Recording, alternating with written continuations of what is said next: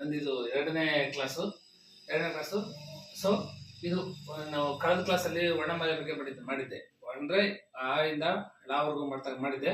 So ಈಗ ಎರಡನೇ ಕ್ಲಾಸಲ್ಲಿ ವರ್ಣೋತ್ಪತ್ತಿ ಸ್ಥಾನಗಳ ಬಗ್ಗೆ ಮಾತಾಡ್ತೇನೆ. ವರ್ಣೋತ್ಪತ್ತಿ ಅಂದ್ರೆ ವರ್ಣ ಅಂದ್ರೆ ಅಕ್ಷರಗಳು. ಆ ಅಕ್ಷರಗಳು ಎಲ್ಲೆಲ್ಲಿ ಉತ್ಪತ್ತಿ ಆಗ್ತವೆ ಅಂತಕ್ಕಂಥದ್ದನ್ನ ನಾನೀಗ ತಿಳಿಸ್ಕೊಡ್ತೇನೆ. ಸೊ ಮೊದಲನೇದಾಗಿ ಕಂಠ್ಯ. ಕಂಠ್ಯ ಅಂತ ಕರೀತಾರೆ. ಕಂಠ್ಯ ಅಂದ್ರೆ ಏನಪ್ಪಾ ಅಂತ ಹೇಳಿದ್ರೆ, ಕಂಠದಿಂದ ಉತ್ಪತ್ತಿಯಾಗುವ ಅಕ್ಷರಗಳನ್ನ, ಅಂದ್ರೆ ನಮ್ಮ ಈ ಭಾಗದಲ್ಲಿ ಕಂಠದಿಂದ ಉತ್ಪತ್ತಿ ಆಗಿರ್ತಕ್ಕಂಥ ಅಕ್ಷರಗಳನ್ನ ನಾವು ಕಂಠ್ಯಾಕ್ಷರಗಳು ಅಂತ ಕರಿತೀವಿ. ಇದನ್ನ ಕಾಂಪಿಟೇಟಿವ್ ಎಕ್ಸಾಮ್ ಅಲ್ಲೂ ಸಹ ಸ್ವಲ್ಪ ಕೇಳ್ತಾ ಇರ್ತಾನೆ.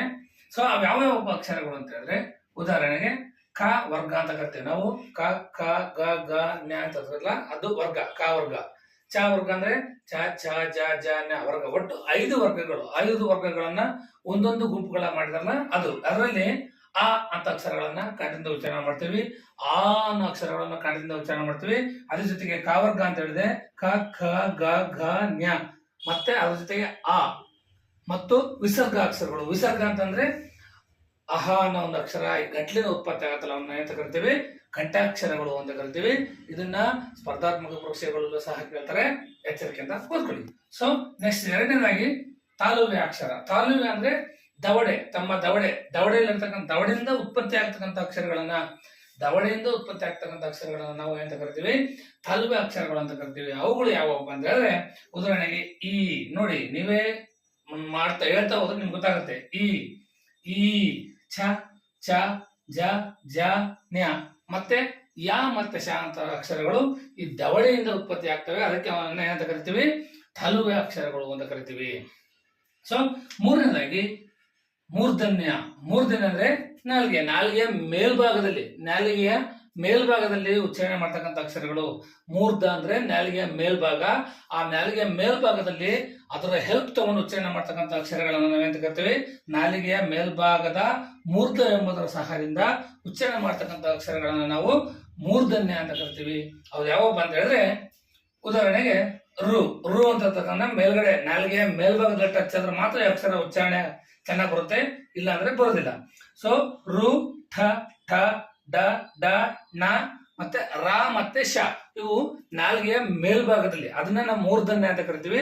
ಈ ಅಕ್ಷರಗಳನ್ನ ನಾಲಿಗೆಯ ಮೇಲ್ಭಾಗದ ಮೂರ್ಧ ಎಂಬುದರ ಸಹಾಯದಿಂದ ನಾಲಿಗೆಯ ಮೇಲ್ಭಾಗದಲ್ಲಿ ಉಚ್ಚಾರಣೆ ಮಾಡ್ತಕ್ಕಂಥ ಅಕ್ಷರಗಳನ್ನ ನಾವು ಎಂತ ಕರಿತೀವಿ, ಮೂರ್ಧನ್ಯ ಅಂತ ಕರಿತೀವಿ. ನಾಲ್ಕನೇದಾಗಿ ದಂತ್ಯ. ನಿಮ್ಗೆಲ್ಲ ಗೊತ್ತೇ ಇದೆ, ದಂತ್ಯ ಅಂದ್ರೆ ಹಲ್ಲು. ದಂತ ಅಂದ್ರೆ ಏನು? ಹಲ್ಲು. ಆ ಹಲ್ಲುಗಳ ಸಹಾಯದಿಂದ ಉಚ್ಚಾರಣೆ ಮಾಡ್ತಕ್ಕಂಥ ಅಕ್ಷರಗಳನ್ನ ದಂತ್ಯಾಕ್ಷರಗಳು ಅಂತ ಕರೀತಾರೆ. ಹಲ್ಲುಗಳ ಸಹಾಯದಿಂದ ಉಚ್ಚಾರಣೆ ಮಾಡುವ ಅಕ್ಷರಗಳನ್ನ ದಂತ್ಯಾಕ್ಷರಗಳು ಅಂತ ಕರೀತಾರೆ. ಉದಾಹರಣೆಗೆ ಯಾವಪ್ಪ ಅಂತ ಹೇಳಿದ್ರೆ, ನೀವು ಉಚ್ಚಾರಣೆ ಮಾಡಿ, ಥ ಥ ದ ದ ನ. ಇವು ಹಲ್ಲುಗಳನ್ನ ಟಚ್ ಆಗಿ, ಹಲ್ಲು ನಾಲಿಗೆಯಲ್ಲಿ ಟಚ್ ಆಗಿ ಉಚ್ಚಾರಣೆ ಮಾಡ್ತಕ್ಕಂಥ ಅಕ್ಷರಗಳು. ಅದ್ರ ಜೊತೆಗೆ ಲ ಮತ್ತೆ ಸ, ಈ ಅಕ್ಷರಗಳನ್ನ ನಾವೆಂತ ಕರಿತೀವಿ, ದಂತ್ಯಾಕ್ಷರಗಳು ಅಂತ ಕರಿತೀವಿ. ನೆಕ್ಸ್ಟ್ ಕೊನೆಯದಾಗಿ ಐದನೇದಾಗಿ ಯಾವ್ದಪ್ಪ ಅಂತ ಹೇಳಿದ್ರೆ ಓಷ್ಠ್ಯ ಅಂತ ಕರಿತೀವಿ. ಓಷ್ಠ್ಯ ಅಂದ್ರೆ ತುಟಿ ಭಾಗ. ತುಟಿಯ ಸಹಾಯದಿಂದ ಉಚ್ಚಾರಣೆ ಮಾಡ್ತಕ್ಕಂಥ ಅಕ್ಷರಗಳನ್ನ ಓಷ್ಠ್ಯ ಅಂತ ಕರಿತೀವಿ. ಅಂದ್ರೆ ಎರಡೂ ತುಟಿಗಳು ಸ್ಪರ್ಶ ಆಗಿ ಉತ್ಪತ್ತಿ ಆಗತಕ್ಕಂತಹ ಅಕ್ಷರಗಳು ಯಾವಪ್ಪ ಅಂತ ಹೇಳಿದ್ರೆ ಉ. ನೋಡಿ, ಎರಡೂ ತುಟಿ ಉ ಅಂದಾಗ ಉಸಿರು ಸಮೇತ ಎರಡೂ ತುಟಿಗಳು ಒಟ್ಟಿಗೆ ಆಗ್ತವೆ. ಉ ಉ. ಪ ಪ ಬ ಬ ಮ, ಈ ಅಕ್ಷರಗಳನ್ನ ನಾವೇಂತ ಕರಿತೀವಿ, ಓಷ್ಠ್ಯ ಅಕ್ಷರಗಳು ಅಂತ ಕರಿತೀವಿ. ಈ ಮೂರು ಅಕ್ಷರಗಳನ್ನ ನಾವು ವರ್ಣೋತ್ಪನ್ನ ಸ್ಥಾನಗಳು ಅಂತ ಕರಿತೀವಿ. ವರ್ಣೋತ್ಪತ್ತಿಯ ಸ್ಥಾನಗಳು. ಯಾವ ಅಕ್ಷರಗಳು ಮನುಷ್ಯನ ಭಾಗದಲ್ಲಿ ಎಲ್ಲೆಲ್ಲಿ ಉತ್ಪತ್ತಿ ಆಗ್ತವೆ ಅಂತಕ್ಕಂಥದ್ದನ್ನ ಈ ಒಂದು ಇದರಲ್ಲಿ ತಿಳಿಸ್ಕೊಟ್ಟಿದ್ದೀನಿ. ಕಳೆದ ಬಾರಿ ಮೊದಲನೇ ಕ್ಲಾಸಲ್ಲಿ ವರ್ಣಮಾಲೆ ಬಗ್ಗೆ ಮಾಡಿದ್ದೆ. ಎರಡನೇ ಕ್ಲಾಸಲ್ಲಿ ವರ್ಣೋತ್ಪತ್ತಿ ಬಗ್ಗೆ ಮಾಡ್ತಾ ಇದ್ದೀನಿ. ವರ್ಣೋತ್ಪತ್ತಿ ಜೊತೆಗೆ ಗುಣಿತಾಕ್ಷರಗಳು ವರ್ಣೋತ್ಪತ್ತಿ ಮಾಡಿದ್ದೀನಿ. ಅದ್ರ ಜೊತೆಗೆ ಗುಣಿತಾಕ್ಷರಗಳು ಮತ್ತು ಕಾಗುಣಿತಾಕ್ಷರಗಳನ್ನ ನಾವು ತಿಳ್ಕೋಬೇಕು. ಇದು very important. 8th 9th 10th ವರೆಗೆ ಇದರಿಂದ ಸಂಬಂಧಪಟ್ಟಂತ ಪ್ರಶ್ನೆಗಳನ್ನ ಕೇಳಿರ್ತಾರೆ. ಸೊ ಕಾಗುಣಿತಾಕ್ಷರಗಳು ಅಥವಾ ಗುಣಿತಾಕ್ಷರಗಳು ಅಂತಂದ್ರೆ ಏನಪ್ಪಾ ಅಂದ್ರೆ, ಎಲ್ಲಾ ವ್ಯಂಜನಗಳು ಸೇರಿ ಆಗುವ ಅಕ್ಷರಗಳನ್ನ ನಾವು ಗುಣಿತಾಕ್ಷರಗಳು ಅಂತ ಕರಿತೀವಿ. ಎಲ್ಲಾ ವ್ಯಂಜನಗಳ ಅಕ್ಷರಗಳನ್ನ ಸೇರಿ ಆಗುವ ಅಕ್ಷರಗಳನ್ನ ನಾವು ಎಂತ ಕರಿತೀವಿ, ಗುಣಿತಾಕ್ಷರಗಳು ಅಂತ ಕರಿತೀವಿ. ಉದಾಹರಣೆಗೆ ಯಾವ್ದಪ್ಪ ಅಂದ್ರೆ, ಇದು ವ್ಯಂಜನಾಕ್ಷರ, ಅರ್ಧ ವ್ಯಂಜನಾಕ್ಷರ, ಇದು ಸ್ವರಾಕ್ಷರ. ಈ ವ್ಯಂಜನಾಕ್ಷರಕ್ಕೆ ಸ್ವರಾಕ್ಷರ ಸೇರಿ ಆಗ್ತಕ್ಕಂಥದ್ದನ್ನ ನಾವು ಗುಣಿತಾಕ್ಷರ ಅಂತ ಕರಿತೀವಿ. ಉದಾಹರಣೆಗೆ ಕ ಪ್ಲಸ್ ಆ ಇಸ್ ಈಕ್ವಲ್ ಟು ಕ, ಕ ಪ್ಲಸ್ ಆ ಇಸ್ ಈಕ್ವಲ್ ಟು ಕ ದೀರ್ಘಾಕ್ಷರ, ಕ ಪ್ಲಸ್ ಇ ಇಸ್ ಈಕ್ವಲ್ ಟು ಕಿ, ಕ ಪ್ಲಸ್ ಇ ಈಸ್ ಈಕ್ವಲ್ ಟು ಕಿ ಅಂತಕ್ಕಂಥದ್ದನ್ನ ನಾವು ಹಿಂಗೆ ಬರಿತಾ ಹೋಗ್ತೀವಿ. ಕ ಪ್ಲಸ್ ಉ ಈಸ್ ಈಕ್ವಲ್ ಟು ಕು, ಕ ಪ್ಲಸ್ ಉ ಈಸ್ ಈಕ್ವಲ್ ಟು ಕು, ಆತರ ಉಚ್ಚಾರಣೆ ಮಾಡ್ತಾ ಬರಿತಾ ಹೋಗ್ತೀವಿ. ಇವುಗಳನ್ನ ನಾವು ಏನಂತ ಕರಿತೀವಿ? ಗುಣಿತಾಕ್ಷರಗಳು ಅಥವಾ ಕಾಗುಣಿತಾಕ್ಷರಗಳು ಅಂತ ಕರಿತೀವಿ. ನಂತರ ಸಂಯುಕ್ತ ಅಕ್ಷರಗಳು ಬರ್ತಾ ಇದೀನಿ. ಸಂಯುಕ್ತ ಅಕ್ಷರಗಳು ಅಥವಾ ಒತ್ತಕ್ಷರಗಳು ಅಂತ ಕರಿತೀವಿ ನಾವು. ಸಂಯುಕ್ತ ಅಕ್ಷರಗಳು ಅಂದ್ರೆ ಎರಡು ವ್ಯಂಜನಗಳು ಸೇರಿ ಆಗುವ ಅಕ್ಷರಗಳನ್ನ ನಾವು ಏನಂತ ಕರಿತೀವಿ? ಸಂಯುಕ್ತ ಅಕ್ಷರಗಳು ಅಂತ ಕರಿತೀವಿ. ಎರಡು ವ್ಯಂಜನ ಅಕ್ಷರಗಳು ನೋಡಿ ಇಲ್ಲಿ, ಅಪ್ಪ ಇದು ವ್ಯಂಜನಾಕ್ಷರ, ಪಾಗೆ ಪಾವತ್ರದು ವ್ಯಂಜನಾಕ್ಷರ. ಅಂದ್ರೆ ಎರಡು ವ್ಯಂಜನಾಕ್ಷರಗಳು, ಸ್ವರಕ್ಕೆ ವ್ಯಂಜನ ಸೇರಿ ಆಗ್ತಕ್ಕಂಥ ಅಕ್ಷರಗಳು ನೋಡಿ. ಎರಡು ವ್ಯಂಜನಾಕ್ಷರಗಳು ಸೇರಿ ಆಗುವ ಅಕ್ಷರಗಳನ್ನ ನಾವು ಸಂಯುಕ್ತ ಅಕ್ಷರಗಳು ಅಂತ ಕರಿತೀವಿ. ಉದಾಹರಣೆಗೆ ಅಪ್ಪ ಅಂತಕ್ಕಂಥ ಪದ, ಆ ಪ್ಲಸ್ ಫ ಪ್ಲಸ್ ಫ ಇಸ್ ಈಕ್ವಲ್ ಟು ಆ, ಅಲ್ಲಿಗೆ ಅಪ್ಪ ಅನ್ನೋ ಪದ ಉತ್ಪತ್ತಿಯಾಗಿದೆ. ಎರಡು ವ್ಯಂಜನಾಕ್ಷರಗಳು ಸೇರಿ ಆಗ್ತಕ್ಕಂಥ ಪದಗಳು ಅಕ್ಷರ. ಉದಾಹರಣೆಗೆ ಇನ್ನೊಂದು ಅಕ್ಷರ, ಅ ಪ್ಲಸ್ ಕ ಪ್ಲಸ್ ಶ ಪ್ಲಸ್ ರ ಪ್ಲಸ್ ಅ, ಈ ಮೂರು ವ್ಯಂಜನಾಕ್ಷರಗಳು ಸೇರಿ ಈ ಸ್ವರಕ್ಕೆ ಸೇರಿ ಆಗ್ತಕ್ಕಂಥ ಅಕ್ಷರಗಳನ್ನು ನಾವು ಏನಂತ ಕರಿತೀವಿ? ಅಕ್ಷರ ಅನ್ನೋ ಪದ ಉತ್ಪತ್ತಿಯಾಗಿದೆ. ಅದನ್ನ ಸಂಯುಕ್ತ ಅಕ್ಷರಗಳು ಅಂತ ಕರಿತೀವಿ. ಈ ಸಂಯುಕ್ತ ಅಕ್ಷರಗಳಲ್ಲಿ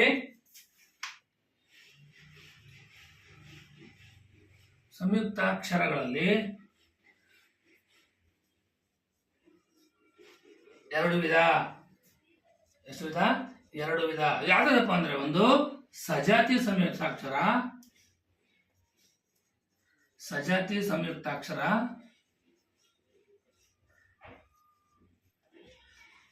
ಎರಡನೇದು ವಿಜಾತಿ ಸಂಯುಕ್ತಾಕ್ಷರ.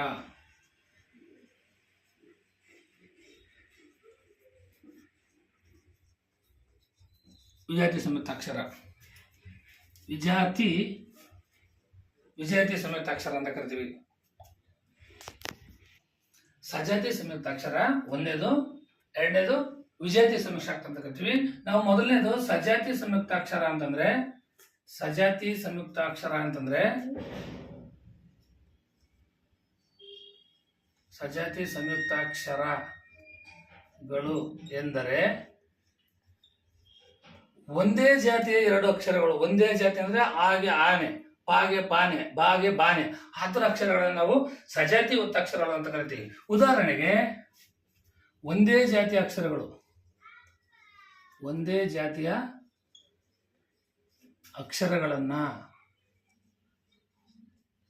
ಅಕ್ಷರಗಳನ್ನ ನಾವು ಏನಂತ ಕರಿತೀವಿ? ಸಜಾತಿ ಸಂಯುಕ್ತ ಅಕ್ಷರಗಳು ಅಂತ ಕರಿತೀವಿ. ಒಂದೇ ಜಾತಿಯ ಅಕ್ಷರಗಳು ಅಂದ್ರೆ ಅದಕ್ಕೆ ಅದೇ ಅಕ್ಷರ ಬರಬೇಕು. ಒಂದು ಅಕ್ಷರ ಕೊಟ್ರೆ ಆ ಅಕ್ಷರಕ್ಕೆ ಅದೇ ಒತ್ತಕ್ಷರ ಬಂತು ಅಂದ್ರೆ ನಾವು ಸಜಾತಿ ಸಂಯುಕ್ತಾಕ್ಷರ ಅಂತ ಕರಿತೀವಿ. ಉದಾಹರಣೆಗೆ ಅಪ್ಪ ನೋಡು, ಪಾಗೆ ಪಾವತ್ ಬಂದಿದೆ, ಅಮ್ಮ ಮಾಗೆ ಮಾವತ್ತು ಬಂದಿದೆ, ಅಣ್ಣ.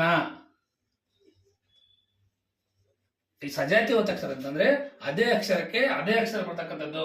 ಅದೇ ಒತ್ತಕ್ಷರಕ್ಕೆ ಅದೇ ಒತ್ತಕ್ಷರ ಬಂದ್ರೆ ನಾಗೆ ನಾಗೆ ಬಂದಿದೆ, ಮಾಗೆ ಮಾ ಬಂದಿದೆ, ಪಾಗೆ ಬಾದೆ, ಇಂಥ ಅಕ್ಷರಗಳನ್ನ ನಾವೇಂತ ಕರಿತೀವಿ?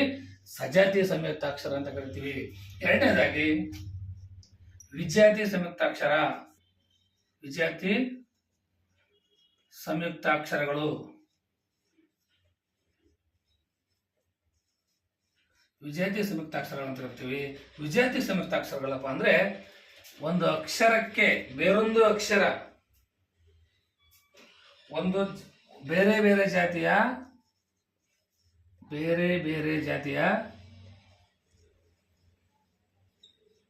ವ್ಯಂಜನ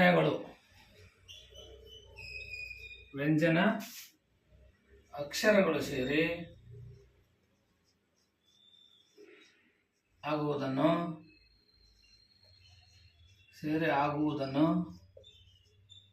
ಏನಂತ ಕರಿತೀವಿ? ವಿಜಾತಿ ಒತ್ತಕ್ಷರ ಅಂತ ಕರಿತೀವಿ. ವಿಜಾತಿ ಸಂಯುಕ್ತಾಕ್ಷರ ಅಥವಾ ಒತ್ತಕ್ಷರ, ವಿಜಾತಿ ಸಂಯುಕ್ತಾಕ್ಷರ ಅಂತ ಕರಿತೀವಿ. ವಿಜಾತಿ ಸಂಯುಕ್ತಾಕ್ಷರ ಅಂತ ಕರಿತೀವಿ. ಓಕೆ, ವಿಜಾತಿ ಸಂಯುಕ್ತಾಕ್ಷರ ಅಂತ ಕರಿತೀವಿ. ಮೊದಲನೇದು ಸಜಾತಿ ಸಂಯುಕ್ತಾಕ್ಷರಗಳಂದ್ರೆ ಒಂದೇ ಜಾತಿಯ ಅಕ್ಷರಗಳು, ಅಂದ್ರೆ ಅದೇ ಅಕ್ಷರಕ್ಕೆ ಅದೇ ಅಕ್ಷರ ಒತ್ತಕ್ಷರ ಬರ್ತಕ್ಕಂಥದ್ದನ್ನು ನಾವು ಸಜಾತಿ ಸಂಯುಕ್ತಾಕ್ಷರ ಅಂತ ಕರಿತೀವಿ. ವಿಜಾತಿ ಸಂಯುಕ್ತಾಕ್ಷರ ಅಂತಂದ್ರೆ ಬೇರೆ ಬೇರೆ ಜಾತಿಯ ಅಂದ್ರೆ ವ್ಯಂಜನಾಕ್ಷರಗಳಿಗೆ ಬೇರೆ ವ್ಯಂಜನಾಕ್ಷರಗಳು ಸೇರಿ ಬೇರೆ ಬೇರೆ ಅಕ್ಷರಗಳು ಆಗುವಂತ ಅಕ್ಷರಗಳನ್ನು ನಾವು ಎಂತ ಕರಿತೀವಿ? ವಿಜಾತಿ ಸಂಯುಕ್ತಾಕ್ಷರ ಅಂತ ಕರಿತೀವಿ. ಯಾವ್ದ್ಯಾವ್ದಪ್ಪ? ರಕ್ತ. ಉದಾಹರಣೆಗೆ ಯಾವುದು? ರಕ್ತ ಅನ್ನೋ ಪದ ಬರ್ತೀವಿ ನೋಡಿ. ಈ ಕ ಅನ್ನೋ ವ್ಯಂಜನಾಕ್ಷರಕ್ಕೆ ಥ ಒತ್ತಕ್ಷರ ಬಂದಿದೆ. ಸೊ ಈ ವ್ಯಂಜನಾಕ್ಷರ ಬೇರೆ, ಈ ವ್ಯಂಜನಾಕ್ಷರ ಬೇರೆ, ಇದನ್ನೇ ಬೇರೆ ಬೇರೆ ಅಕ್ಷರ ಅಂತ ಕರೆಯೋದು.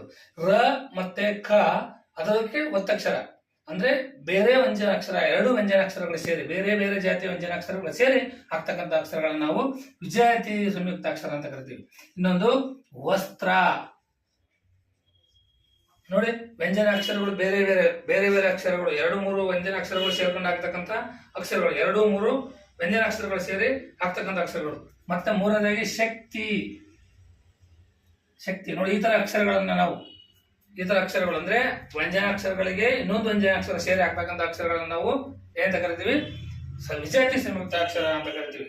ಅದರ ಜೊತೆಗೆ ಇಷ್ಟನ್ನ ನಾವು ಸಜಾತಿ ಮತ್ತೆ ವಿಜಾತಿ ಅಕ್ಷರಗಳು ಅಂತ ಕರಿತೀವಿ.